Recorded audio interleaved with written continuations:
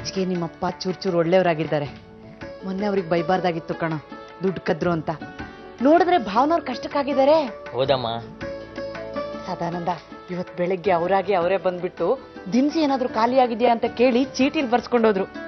1,000 ರೂಪಾಯಿ ಕೊಟ್ಟೆ ಕಣೋ. ಅಪ್ಪ ಏನ್ ಕೆಟ್ಟವ್ರಲ್ಲಮ್ಮ, ನೀನ್ ಅವ್ರಿಗೆ ಕಾದ್ರು ಕಾಯ್ಲಿಲ್ಲ ಅಂದ್ರೂ ಬಂದೇ ಬರ್ತಾರೆ. ಬಾ. ಗೋವಿಯ ಚೆಲುವ ಕೃಷ್ಣನ ಎಲ್ಲಿ ನೋಡಿದಿರಿ? ದಿನಸಿ ತಗೊಂಬನ್ನಿ ಅಂತ ದುಡ್ಡು ಕೊಟ್ರೆ ಕುಡ್ದು ಬಂದಿದ್ದೀರಾ? ರಾಜು ಮನೆಗೆ ಬರಬಾರ್ದು ಅಂತ ಬಾಕಿ ಸಾಲ ತೀರ್ಸ್ಬಿಟ್ಟೆ. ನಾಳೆ ತರ್ತೀನಿ ತಿಳಿಸಿ. ಬದುಕು ಮಾಯೆಯ ಆಟ, ದೇವರಾಟ ಎಷ್ಟು ಚೆನ್ನಾಗಿದೆ ಮಗಳ.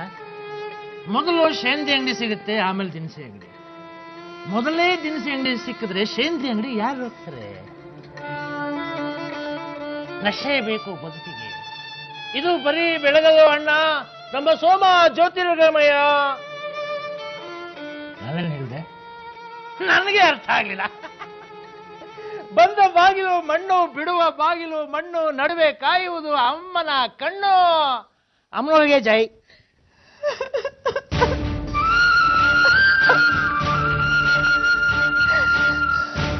ಏನೋ ಭೋಜ, ವಿಷಯ ಗೊತ್ತಾ? ಅದು ಅನಿ, ಅವನಿಗೆ 30% ಹೆಂಗರಳು. ಅವನ ಹೆಂಡತಿ ಅಮ್ಮನವ್ರ ಭಕ್ತೆ. ಅವ್ರು ಹೇಳಿದಾರಂತೆ ಹೆಣ್ಣು ಅಂದ್ರೆ ಆದಿಶಕ್ತಿ ಅಂತ. ಲಂಕಿಣಿ, ಕೂತಿನಿ, ಶೂರ್ಪಣಕಿ ಇವರು ಎಲ್ಲ ಹೆಣ್ಣು ಕುಲಾನೆ. ಎಡವಟ್ಟಾಕ್ಬಿಟ್ಟು ಹೇಳಿದ್ದೀನಿ.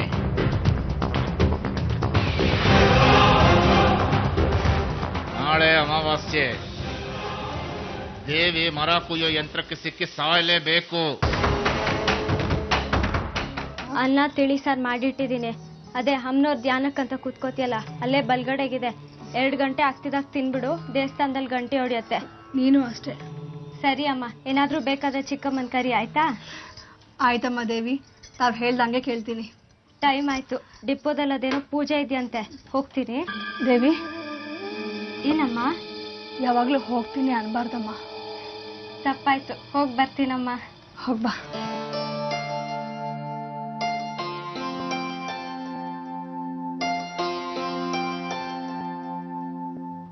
ಏನಪ್ಪ ಹನುಮಂತರಾಯ, ಚಕ್ಕರ ಕೆಲ್ಸಕ್ಕೆ? ಇಲ್ಲಪ್ಪ, ಹೇಳ್ದೆ ಕೇಳ್ದೆ ಕೆಲ್ಸಕ್ಕೆ ರಜಾ ಹಾಕಿದ್ರೆ ಕೇಶವನಾಥರು ಕೊಡ್ಕೆ ಕೆಲ್ಸಕ್ಕೆ ವರ್ಗ ಮಾಡ್ತಾರಷ್ಟೇ. ಟೈಮ್ ಆಯ್ತಲ್ಲ, ನೀನೇನು ರೆಡಿ ಆದಂಗಿಲ್ಲ. ನನ್ಗೆ ಸ್ವಲ್ಪ ಲೇಟಾಗಿ ಬರಕ್ ಹೇಳಿದ್ದಾರೆ. ಟಿಂಬರ್ ಡಿಪೋದಲ್ಲಿ ಅದೇನೋ ಅಮಾವಾಸ್ಯೆ ಪೂಜೆ ಅಂತೆ. ಕ್ಲರ್ಕ್ಗಳು ಮಾತ್ರ ಸರಿಯಾದ ಟೈಮ್ಗೆ ಹೋಗ್ಬೇಕು, ಸೂಪರ್ವೈಸರ್ಗಳಲ್ಲ. ನನಗೆ 12 ಗಂಟೆಗೆ ಬರಕ್ ಹೇಳಿದ್ದಾರೆ. ಸರಿ, ನಾ ಹೊರಡ್ತೀನಿ. ಹುಷಾರು. ಈಗ 10:10. ದೇವಿ ಬರೋ ಹೊತ್ತು. ಅವಳು ಸರಿಯಾಗಿ 12 ಗಂಟೆಗೆ ಈ ಮಿಷಿನ್ ಹತ್ರ ಬರೋ ಹಾಗೆ ಮಾಡ್ತೀನಿ. ದಿಮ್ಮಿನ ಬ್ಲೇಡ್ ಕೊಯ್ಯೋ ಹಾಗೆ ದೇವಿ ಕತ್ತನ್ನ ಕೊಯ್ಯಬೇಕು. ಯಾವುದೇ ಕಾರಣಕ್ಕೂ ಗುರಿ ತಪ್ಪಬಾರದು. ಕೆಲಸ ಆದ್ಮೇಲೆ ಸ್ನಾನ ಮಾಡಿ ಚಾಮುಂಡಿ ಬೆಟ್ಟಕ್ಕೆ ಹೋಗು, ಮನ್ಸು ಹಗುರ ಆಗುತ್ತೆ. ಅಣ್ಣ, 2 ಎಕರೆ ಜಮೀನ್ ಗ್ಯಾರಂಟಿ ಅಲ್ವಾ ಅಣ್ಣ? ದೇವಿ ತಲೆ ಹೋದ್ರೆ ಜಮೀನ್ ಗ್ಯಾರಂಟಿ, ಇಲ್ಲ ಅಂದ್ರೆ ನಿನ್ನ ತಲೆ ಹೋಗೋದು ಗ್ಯಾರಂಟಿ. ಹೆಣ್ಣನ್ನ ಪೂಜೆ ಮಾಡೋ ಕಡೆ ದೇವರಿರ್ತಾರೆ ಅಂತ ಹೇಳ್ತಾರೆ. ನಿನ್ನ ವಂಶ ಒಂದು ಹೆಣ್ಣನ್ನ ಕೊಲ್ತು, ಅದರಿಂದ ಅಡಚಣೆ ಆಗ್ತಿರೋದು. ಶಂಖ ಕೊಡಿಸ್ತೀನಿ ಅಂತ ಅಮ್ಮನವರ ಮೇಲೆ ಆಣೆ ಮಾಡಿದ್ದೀರಿ. ಶಂಖ ನಾಶ ಆಗಿಲ್ಲ. ಅವತ್ತು ಮಾರ್ತಾಂಡನ ಸೈನಿಕರು ದುರ್ಗಾಳ ಬೆನ್ನು ಹತ್ತಿದಾಗ ದುರ್ಗಾ ತನ್ನ ಕೈಲಿದ್ದ 9 ವರಗಳ ಶಂಖವನ್ನ ಒಬ್ಬ ಹುಡುಗನ ಕೈ ಕೊಟ್ಲು.